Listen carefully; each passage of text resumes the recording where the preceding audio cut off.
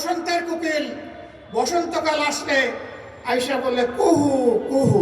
ওরা জনগণের প্রতি 5 বছরে একবার দরদের হান্ডিতে জাল দেয় আর এটা উতলাইয়া উঠে। বাকি 4.5 বছর ওদেরকে আর হারিকেন জ্বালাইয়া খুঁজে পাওয়া যায় না। এরপরে এদেরকে আর খুঁজে পাওয়া যায় না। উড়ে আসে, জুড়ে বসে মানুষের সাথে, তৃণমূলের সাথে, গরিব দুঃখীদের সাথে এদের কোনো সম্পর্ক নাই। আমরা এই রাজনীতিকে ঘৃণা করি। আমরা ছিলাম, আমরা আছি, আমরা থাকবো ইনশাআল্লাহ। দেশবাসীকে ফেলে চরম দুঃখ বিপদের সময়ও কোথাও আমরা যাইনি। আগামীতে প্রিয় দেশবাসী, আপনাদেরকে ফেলে আমরা যাব না।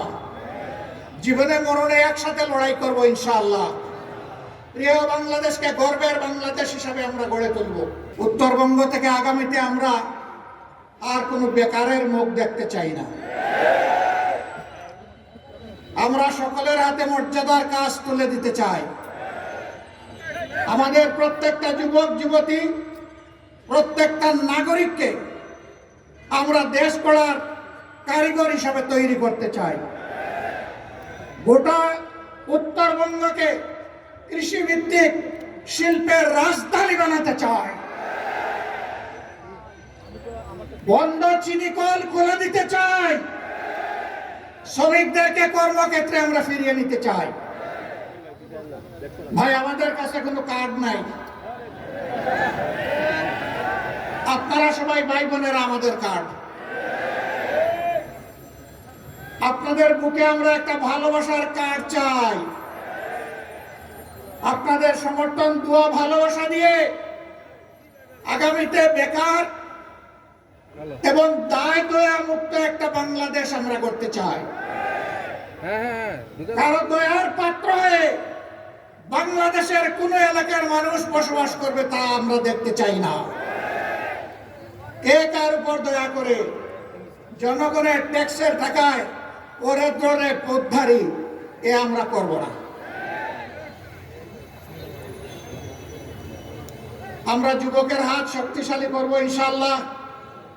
আমরা যুবতীর হাত শক্তিশালী করব ইনশাআল্লাহ। পরিবার যেমন নারী পুরুষের সমন্বয়ে গড়ে উঠে সমাজের সবচেয়ে ক্ষুদ্র এবং সমাজের ভিত্তি হিসেবে পরিবার যেমন গড়ে উঠে, আমরা নারী পুরুষ মিলে বাংলাদেশকেও গড়ে তুলব ইনশাআল্লাহ। মানুষ আওয়াজ দেয় টেকনাফ থেকে তেতুলিয়া। ওই টেকনাফের উন্নয়ন জোয়ার আর আসতে পারে না তেতুলিয়া পর্যন্ত। আমরা এটা উল্টায় দেবো ইনশাআল্লাহ। বলবো তেতুলিয়া থেকে টেকনাফ। এতদিন টেকনাফ থেকে তেতুলিয়া হয়েছে, এখন ব্যালেন্স হওয়া দরকার। এখন হবে তেতুলিয়া থেকে টেকনাফ। আপনারা মন খারাপ করবেন না তো? আলহামদুলিল্লাহ।